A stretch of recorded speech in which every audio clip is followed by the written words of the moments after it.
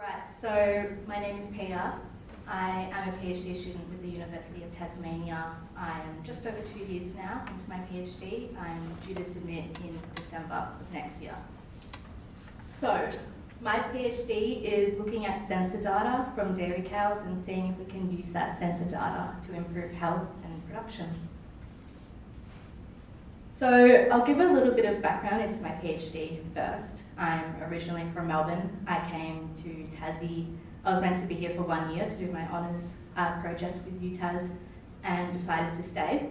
So I basically went to the Tasmanian Institute of Agriculture and begged them to give me a PhD position. And they said, well, we've been collecting data for a couple of years and no one's really looked at it. And I said, well, I'm more than happy to have a look. So what data do they collect? They collect data from the cows themselves as well as from the dairy facility. So the cows wear these collars around their necks. They're virtual fencing collars, but they collect data on the behaviour of the cow. And then as the cow's milked, data is collected from the milk. And then as the cows leave the rotary, they pass through a 3D body condition scoring camera and over a weight scale. So that produces body condition score data and weights. So there was a lot of data available. And basically the question was, well, can I use this data to predict when a cow is going to be sick? And in order to do that, I needed to focus on one disease in particular. And I decided to look at the disease called ketosis. So you might have heard of the word ketosis because it's a term that we use in human health. And basically, I found this t-shirt on Etsy and I think it's a great way of defining ketosis as we know it, which is a metabolic state where you become a lean, mean, fat-burning machine. So ketosis is a term commonly used by bodybuilders and athletes, and they try to get in this state where their body is so starved of glucose that it starts breaking down its fat reserves for energy, so they lose a lot of fat, as well as keto diet, if anyone's heard that. Keto diet is essentially you avoid eating carbohydrates so you don't get glucose and it encourages your body to break down fat. So ketosis is actually a disease in dairy cows. We don't mean for the cows to enter ketosis, certainly not on purpose. And it's common in what we call the transition period, which is the 3 weeks before and after calving. So during this time, the cow is having to produce a lot of milk and they're just not eating enough, so they're just not getting enough glucose, which is the primary energy source. So then what starts happening is that the cow starts breaking down its fat reserves to get the energy that she needs. And what the literature tells us is that a cow in ketosis will have reduced milk production, it will weigh less, its body condition will drop. So when you look at cows in the paddock and they look really skinny, it affects their fertility, they struggle to get back into calf, and it causes the cow to eat less as well. And then what happens in the cow in ketosis is that a ketone named BHB increases in its blood, and we can measure BHB as a way to diagnose ketosis in humans, but also in cows. So this led me to my first research question from my first experiment last year, which was, can sensors predict ketosis in a pasture-based dairy farm in Tasmania? So the cows where I get my data from, they live in a pasture-based system at the university's dairy farm in Elliot in Burnie. So yeah, my results can only really be generalised to other cows that live on pasture. So how did I measure BHB and diagnose these cows with ketosis? I did so using this device. You might have seen this device before. It's a glucose monitoring device that's used by diabetics. So you can buy these from the chemist for about $50. And these devices also measure BHB. So not many people use these to measure BHB. As I said, maybe some athletes or bodybuilders. So the pharmacy is always a bit confused when I come in asking to buy 500 BHB testing strips. They have to order them in for me, but nonetheless, I can just pick them up at Chemist Warehouse. And these devices can use just a droplet of blood to measure the BHB in the blood. So how did I get this droplet of blood? Well, I wanted to be able to diagnose these cows myself. I didn't want to have to pay a vet to take the blood for us. So I found a way that I could get blood and measure the amount of BHB in the blood of these cows while they were being milked on the rotary. And I did so using these little devices called lancets. These are also designed for humans and you can buy them from the chemist. And basically they're just single-use blades. And once activated, they just create a small puncture in the skin. So why did I choose this method? Basically, when we collect blood from a cow, we do so from the tail vein. And in order to do that, the cow needs to be restrained in a crush, which is basically like a cage that we keep cows in. And it's quite invasive, and it's also quite disruptive to day-to-day milking. So the university's dairy farm is like the commercial farm, and I didn't want to come in and upset them. So I wanted to be as least disruptive as possible. And again, I wanted to take these bloods myself, and a vet would have to do this. Also, when it's a big vial like this, a large amount of blood's wasted because, as I said before, the devices only need such a tiny droplet of blood.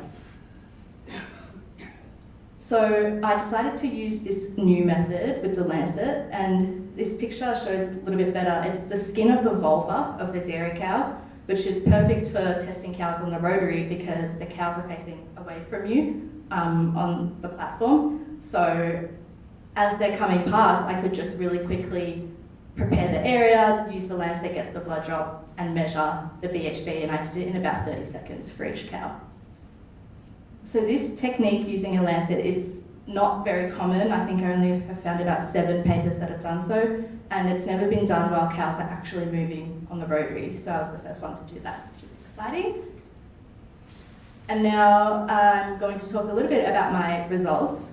So BHB, I got a lot more cows in ketosis than I expected.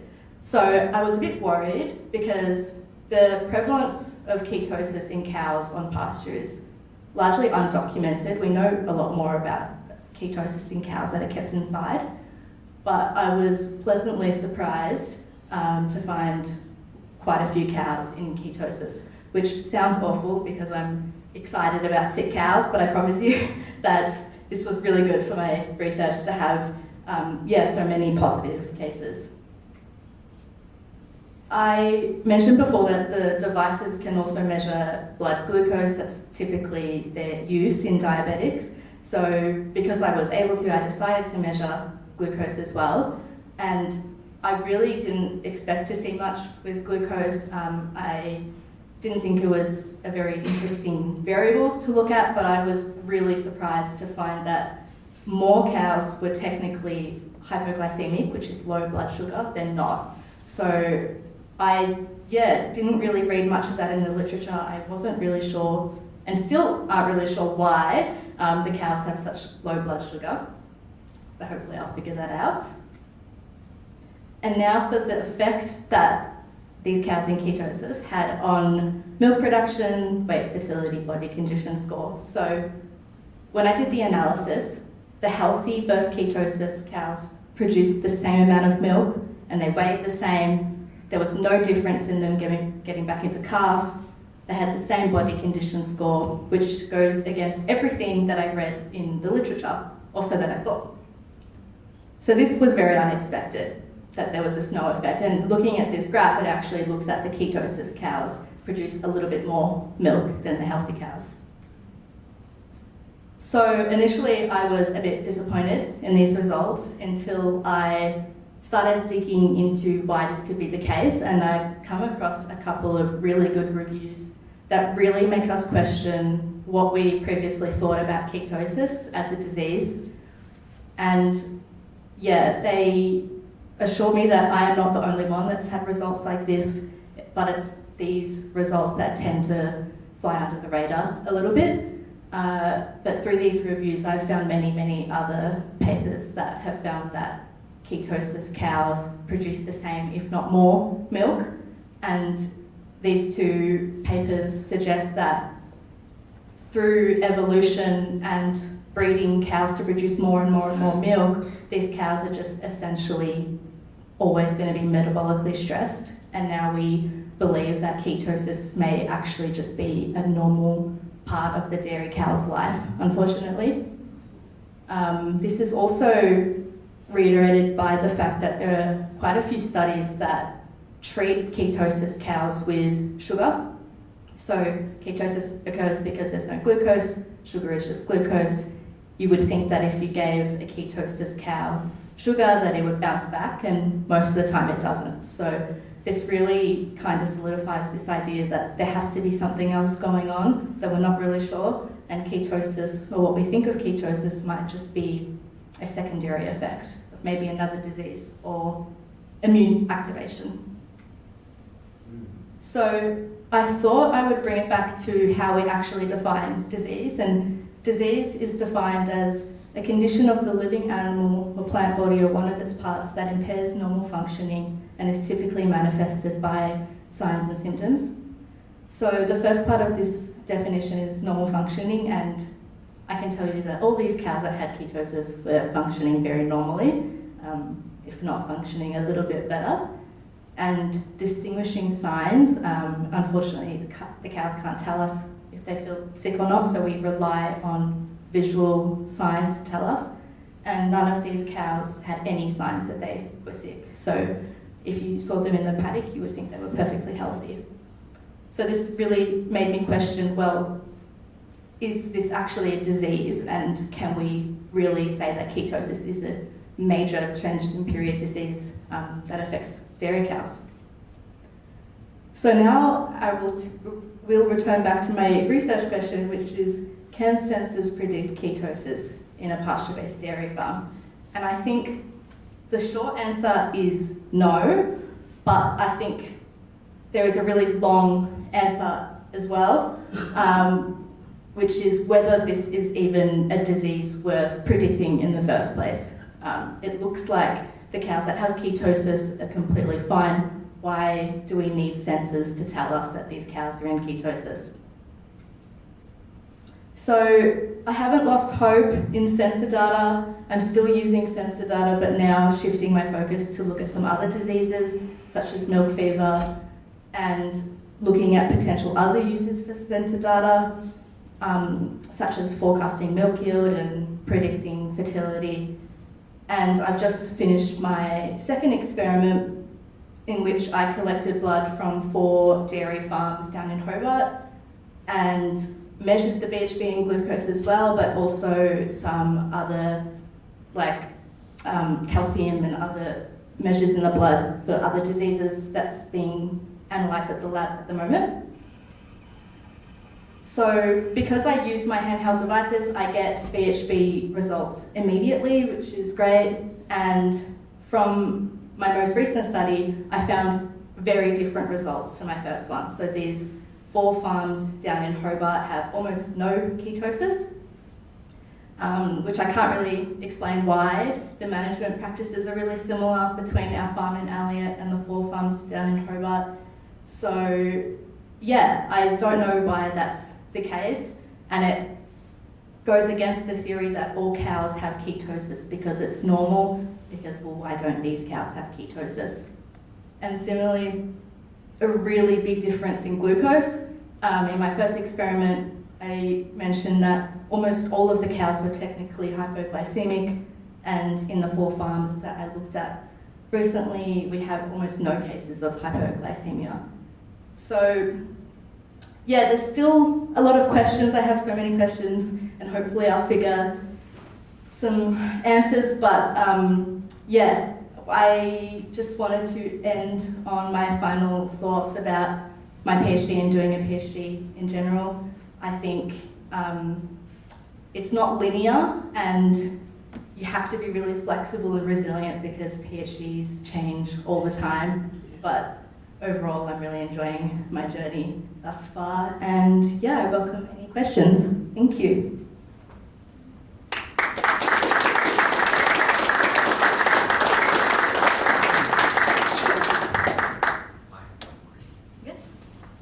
I have one question I thought I'd get in first.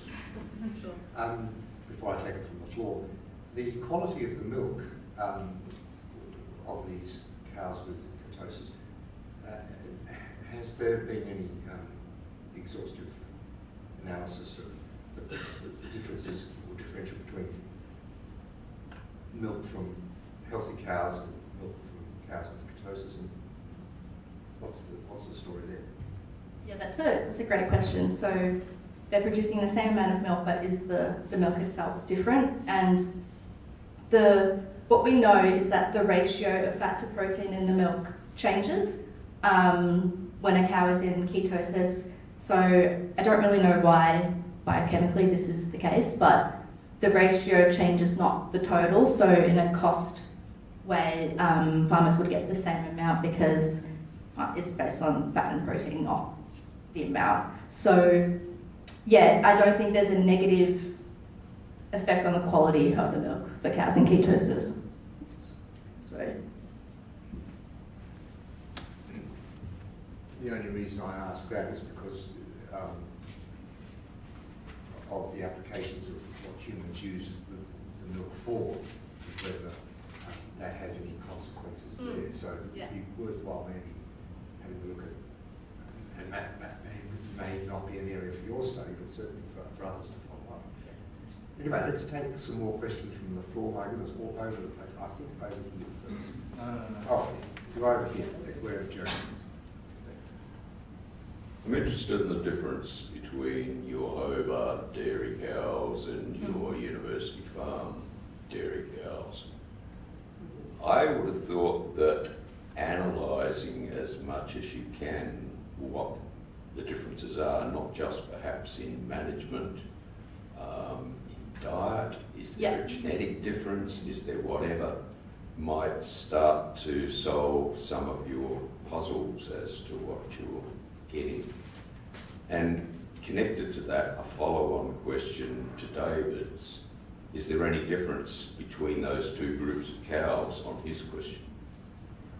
Yeah, so the first question, feed, I did ask all the farmers down in Hobart what they feed, but I think that I will do more of a pasture composition analysis and get some samples and send that off.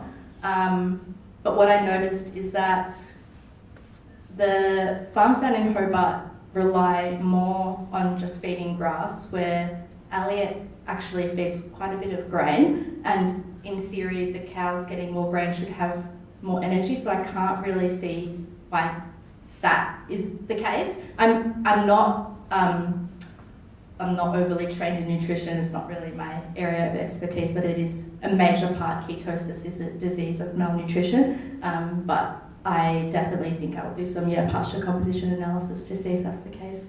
What was the second part of the question, sorry? Just a follow on with David's. Did you notice, you said the milk composition, the fat to protein ratio varied, ketosis to non-ketosis. Was that the same difference from Hobart to? I haven't done that analysis yet, so at Elliot, milk is sent off only once a month for fat and protein, so it's hard to actually concretely say that on the day that I measured the BHB what the fat and protein was, because it might have been like 2 weeks or 3 weeks out. And with the Hobart farms, I don't get any milk data from them. They don't have the rotary like Elliot has with all the latest tech. I won't get any individual data from the milk yields, unfortunately. All PhDs are but a gesture. When you write it up, I mean, I'm an executive. When you write it up, I'd be very, very concerned to flag future areas of research for other people, puzzles that have emerged. Yeah, definitely. There's a lot more research that needs to be done with pasture-based cows specifically. Almost all of what we know about ketosis especially has been done on cows raised indoors, and it's just completely different lives that those dairy cows lead. Right. On a similar line, going back to humans and the Northwest Coast, I understand that the incidence of thyroid is much higher in the Northwest Coast. than it is in the rest of Tasmania. So again, I'm looking at the air temperature in the pastures to see if there's any difference. That's really interesting. I wasn't aware of that, and that definitely could play into it. Weather as well. We know that when it's more rain, the grass is muddy. Cows just physically can't eat as much grass, and that plays into it as well. So yeah, there could be many different reasons to why the difference is so stark.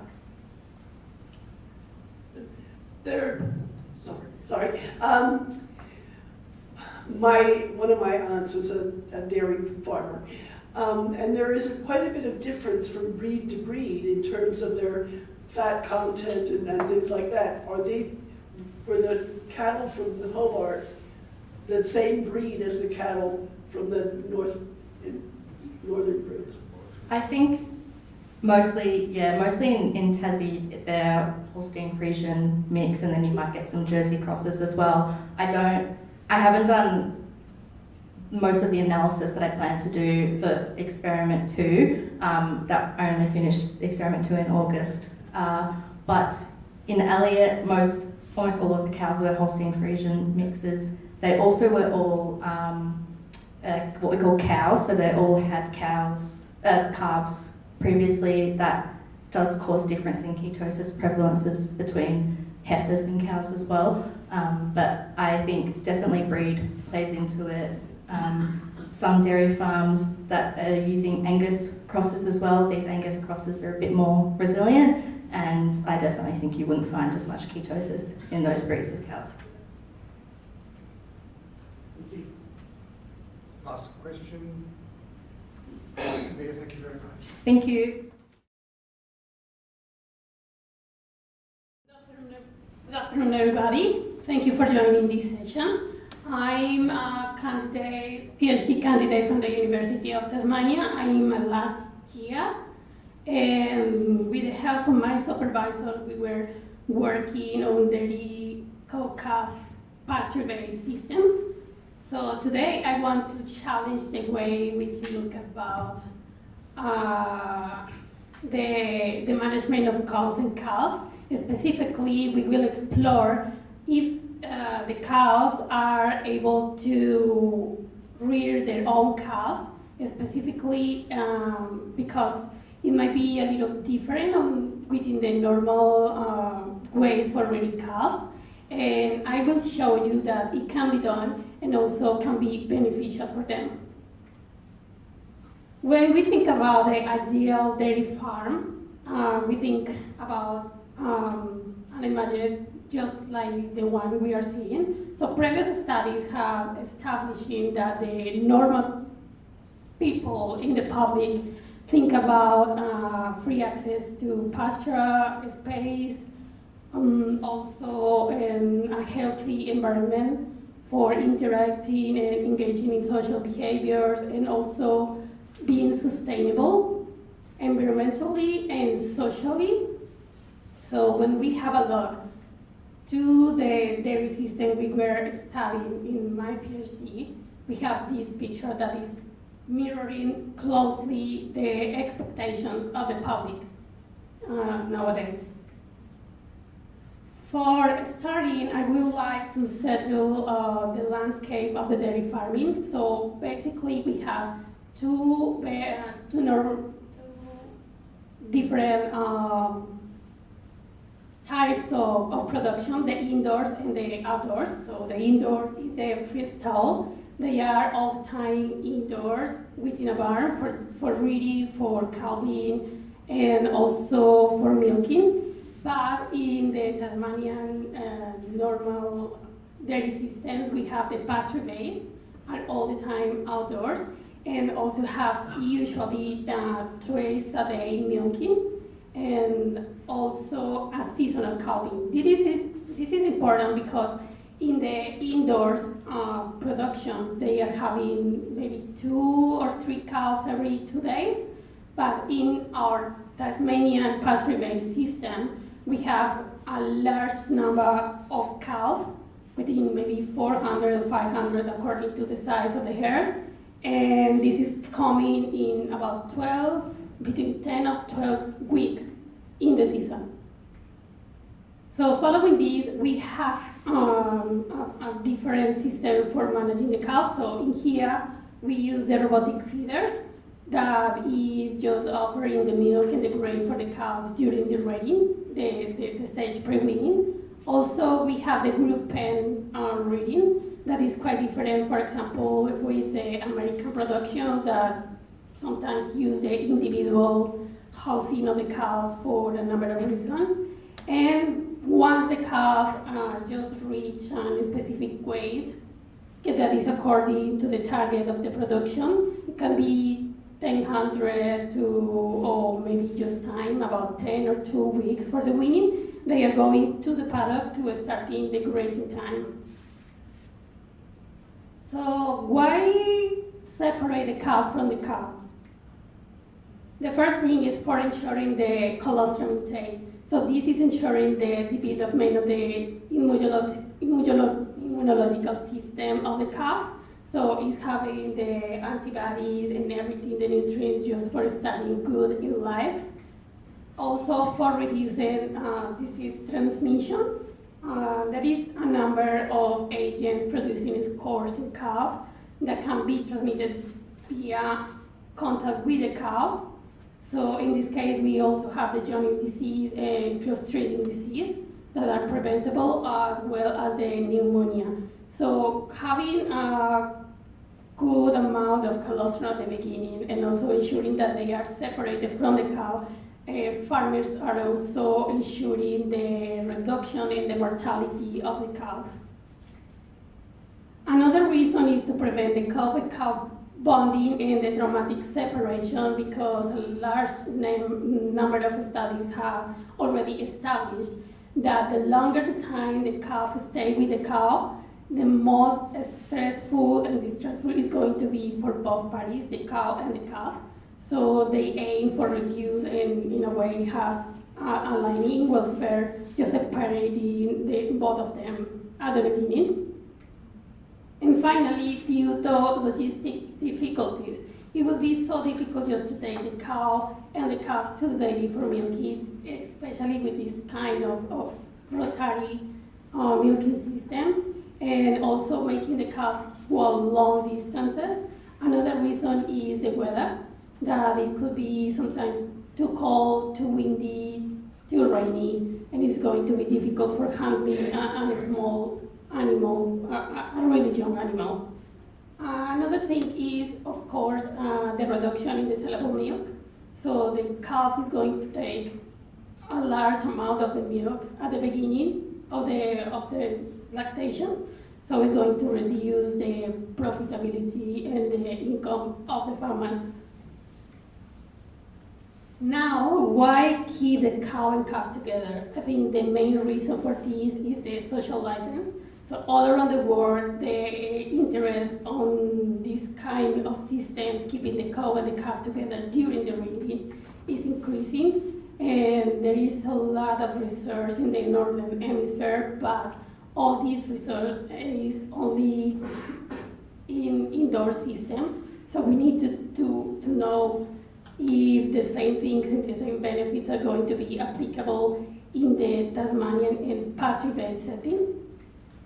The second one is for increased calf growth. They are going to have a higher allowance of milk directly from the cow. So this is an opportunity for the market diversification that is going to allow the breeding of dairy beef calves, also for market.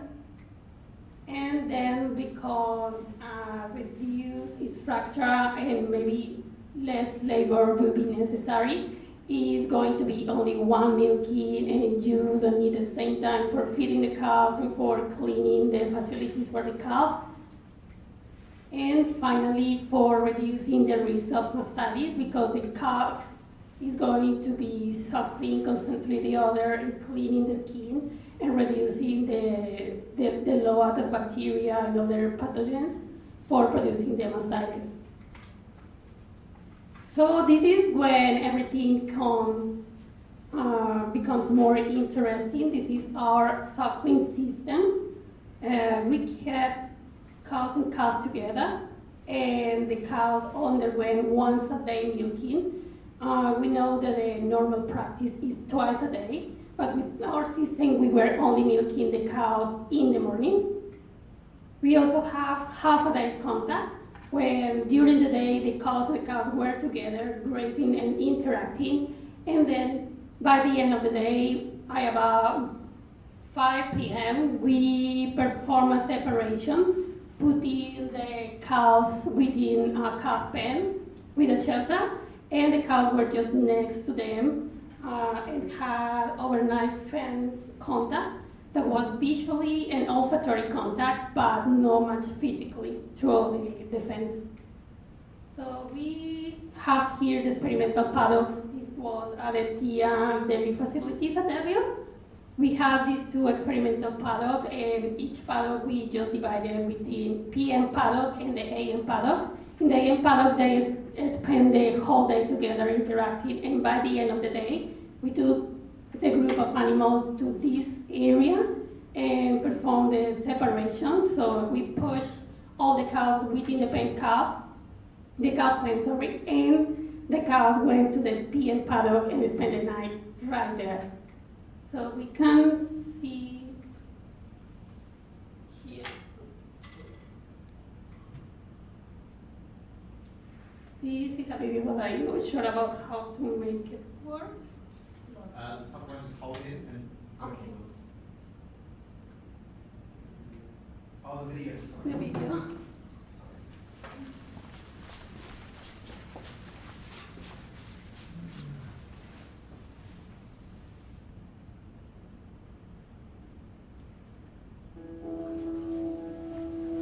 So we have the separation system here. It took us about 10 minutes after 2 weeks of training. So the cows were pushed inside the pen, and the cows were just waiting for the separation. Then we opened the separation gate that was a bungee, and they just crossed this division and went directly to the trough. There was foreign ties in the path, and they forgot totally about the cows, and the cows just waiting there the whole day till the next day. So my study gathered 4 different experiments that were carried out through the pre-calving and the post-weaning. So the first one was focused on the effects and the feasibility of the system. So we wanted to ask the question, does cow contact affect cow and cow productivity? This is important because for the system be applicable, it needs to be profitable also.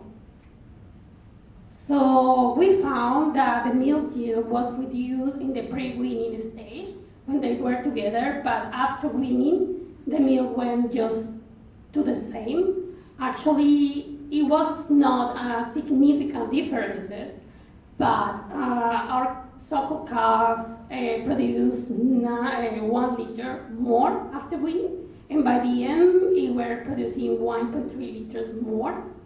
But in the total milk, in the whole lactation, they produce 517 liters less, but it is the amount the cow was suckling. So if you maybe make the numbers, it's going to be almost the same because still you need to feed the cows.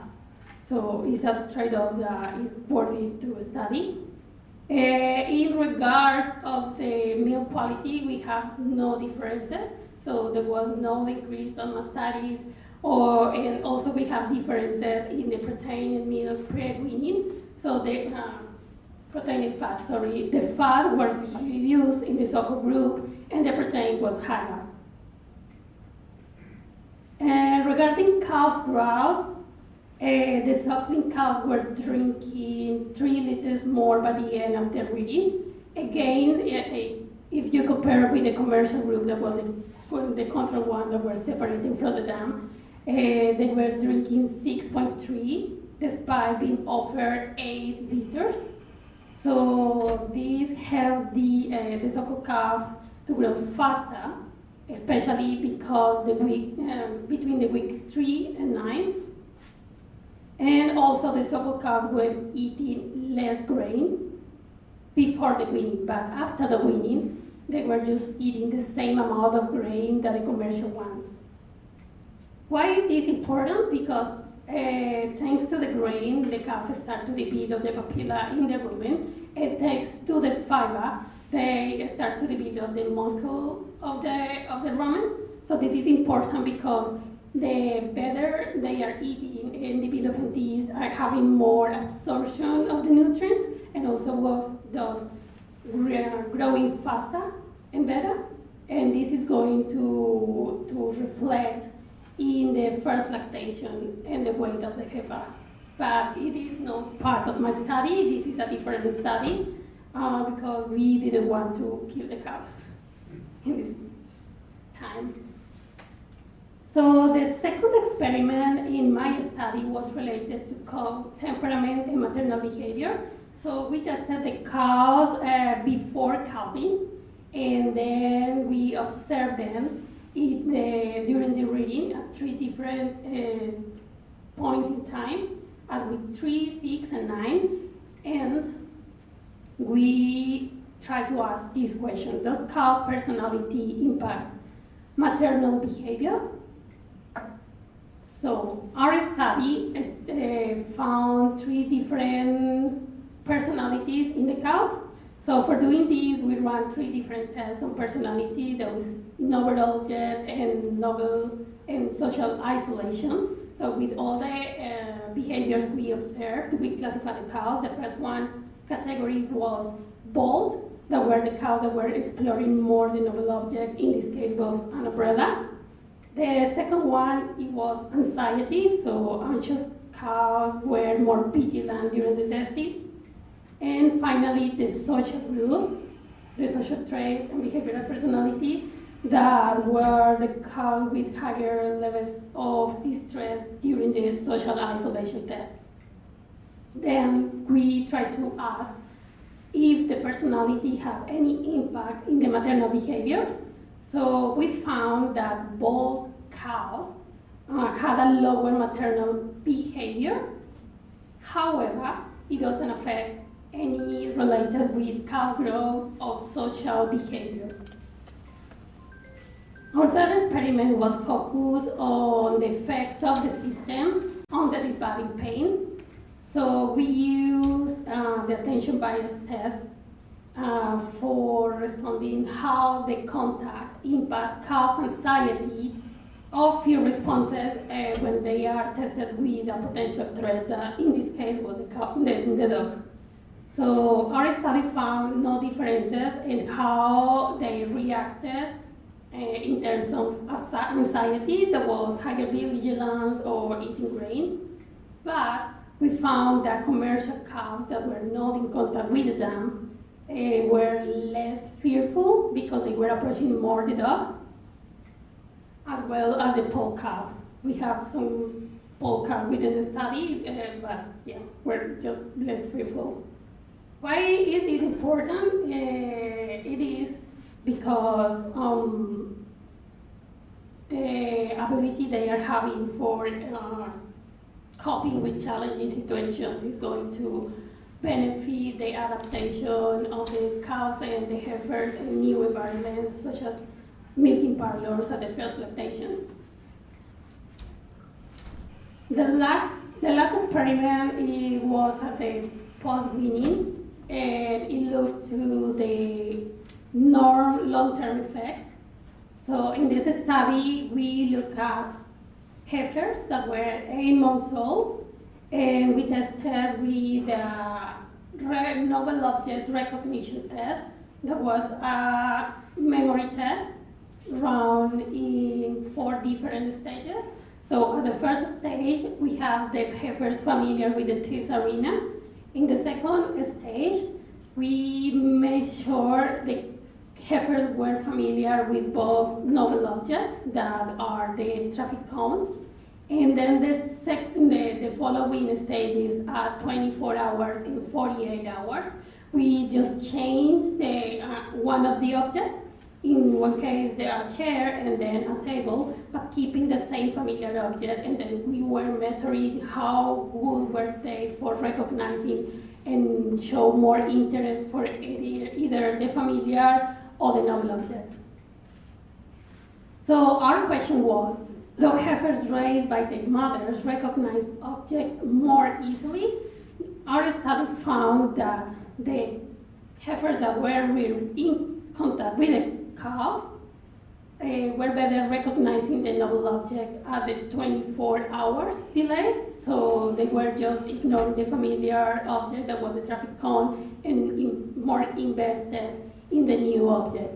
However, after 48 hours, it was the same for both groups. This is important because, as I previously said,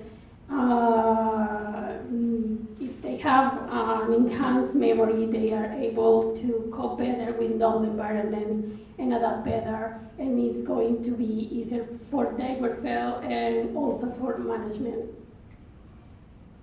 So the takeaway of the study is that the system is practical to manage, and there is no effect on the health of milk yield of the cows and the calves. Also that this system may improve heifers' memory and resilience.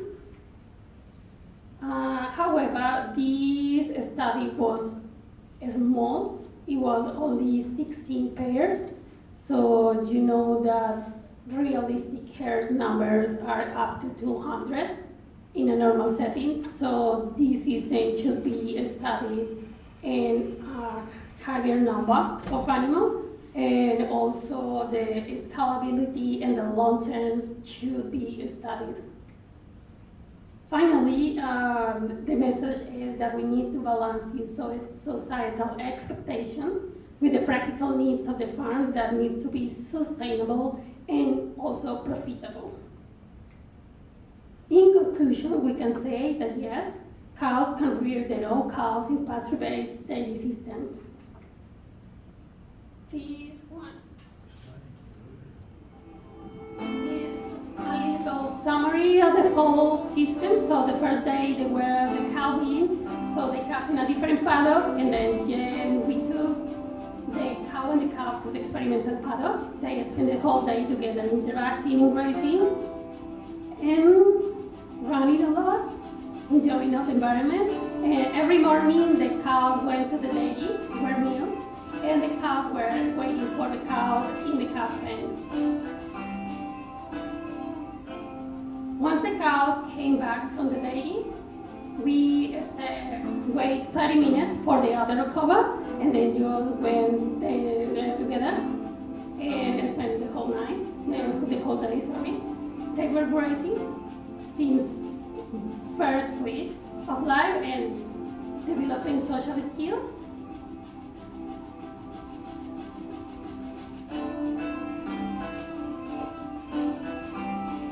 And by the end of the day, this one was a week 4. So we were just carry out these with 2 people at this time. But the first time I showed you, it was only 1 person moving the whole group. We have really good cows just going in the pen, but we have another pair that was a little reluctant every day. But the cows were just enjoying the food and the concentrate. This was a way how they spend the night with the contact fence. And the weeding day, we feed just nose flaps for preventing the suckling.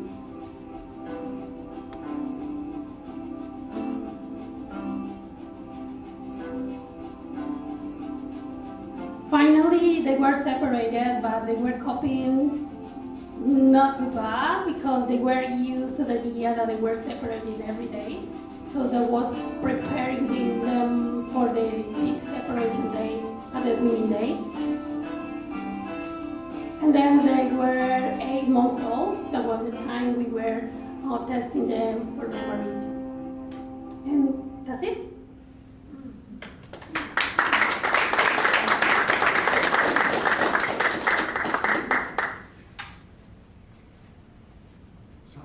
Sandra said she would be happy to answer any questions from the floor. Over to you.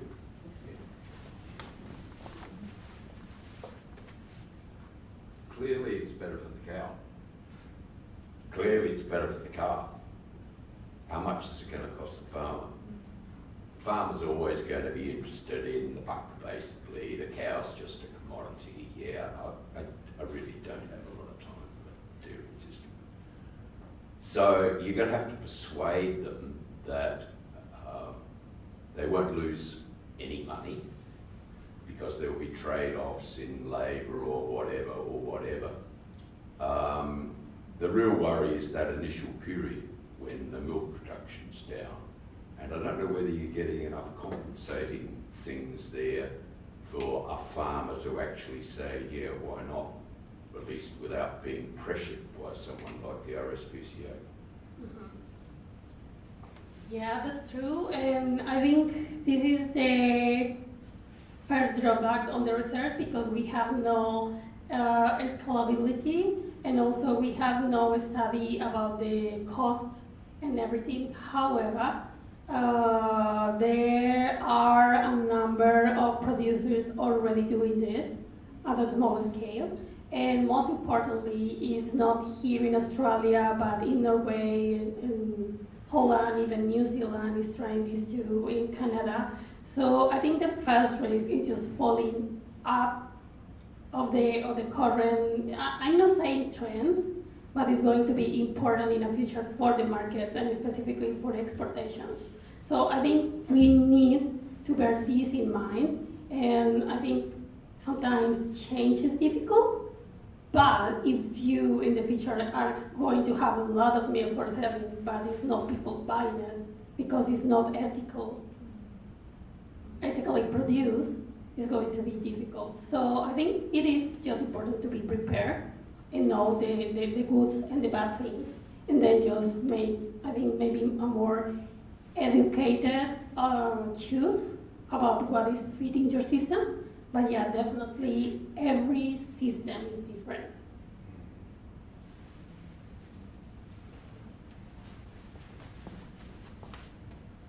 Are the systems being used overseas that countries that you mentioned, are they on a commercial scale? Do they have herds of hundreds rather than just small hobby farms? And have they demonstrated some commercial advantage over the previous practices in those countries? Yeah, actually, they are not as big as Australia herds. Maybe groups up to 40 or 60, 60 cows. But there is some legislation in Europe for organic productions, and they are already producing this kind of milk and selling with a label as organic, and they are doing this. And also there is a number of studies in markets and public opinions, and it is changing. I think because maybe it can be due to the access everybody have nowadays to all the information. A lot of people is not aware that for producing milk you need to separate the separation of the cow and the calf. So day after day, people is growing aware of this, and I think everything just changing. I mean, if you have, for example, the case of the laying hens, you can now just go to the supermarket and have the option of free range, cage, no cage, or a number of options. And maybe 10 years ago, we didn't have that option. So it's just about, just society changes. Any other questions? I have one.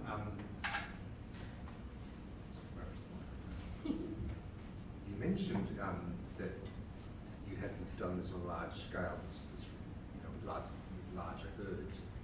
Are there plans in terms of your current research to scale it up and see whether these trends can be replicated in a larger scale and what difference that would make? So in the case of the University of Tasmania, I don't think so in the close future, but I am aware of different research in New Zealand that is scary, that they are having like 40 cows and calves. So, I mean 40 pairs of cow and calves. So yeah, I think the major limitation here is the numbers and the management, because it's different in an indoor setup that is easier just to handle cows and calves and the milking because it's automatic, it's robotic. But yeah, I think this is one of the biggest limitations of the system. Any other questions? Yes. Did you do a comparison of the labour requirements of both systems? We have a severe shortage of labour in the dairy industry in this area. To actually propose something that requires more labour would not go down well at this point in time. So have you looked at that analysis? I didn't have that analysis because it could be a whole different PhD because it's a lot of things to do. But usually when I have this conversation with people in the industry, farmers, producers, the thing I am saying to them is, as you see, as you saw the system, I was myself doing the separation and counting the cows and calves and doing everything only with the help sometimes of 1 or 2 extra people. So if I could make this by myself without experience, I think people with a lot of experience within the industry is going to be really smart ideas for just for the implementation of the system. I thought also you were having some labour savings, given that you didn't have such a number of people devoted to the separated calves having to be fed and monitored and whatever, as much as because the mother was basically doing lots of this. Yeah, actually for the university safety work, legislation, I had to be all the time in company of more people. So we were just at this moment of the separation doing it myself, but I only have about other 4 people around. So it was, when I was able and I felt capable of doing so, I was by myself with another people just watching. But I have a lot of more people. I think that I have them here in the acknowledgements. It was a lot of people behind, but at the moment of the separation, it was only myself. No, I meant in a regular dairy farm. Oh yeah. Where they're separated. Some labour has to be devoted to looking after the calves in a way that doesn't have to be here, that's all. It could go that way, that's what I'm trying to find out. Yeah. Do you understand what you said there? No. Okay. It looks as though there are less people involved in the management of the cows in your system than in a regular pasture-based system. Is that true? Yeah, that's true, and that's partially here in the label, because we didn't need for taking the milk from the milking parlor to the cow's pen and just to make the distribution and provision of the milk daily, and also cleaning the facilities because they were just at the pasture. So that was a reduction in the load. I think that decent dairy farmers would be happy to milk once a day rather than twice. Yes, I'm very sure about that, especially when it's raining and muddy everywhere.